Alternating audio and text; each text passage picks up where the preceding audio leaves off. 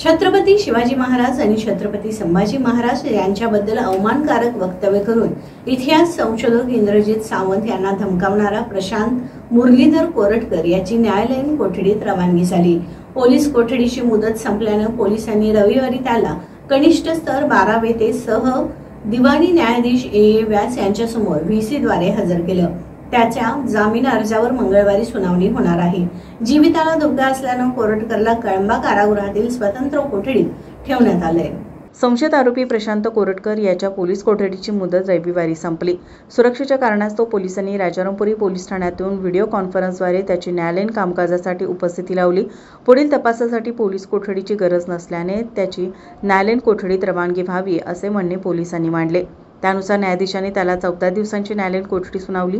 यानंतर कोरटकरचे वकील सौरभ घाग यांनी प्रणील कालेकर यांच्यामार्फत जामीन अर्ज दाखल केला। त्यावर मंगळवारी पोलिसांसह सरकारी वकील आणि बचाव पक्षाच्या वकिलांनी म्हणणे मांडावे असे निर्देश न्यायाधीशांनी दिले।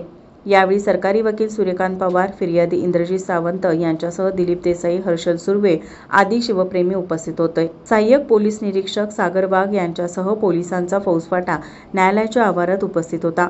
वकील घाग, असीम सरोदे आणि तपास अधिकारी संजीव झाडे यांनी ऑनलाईन उपस्थिती लावली।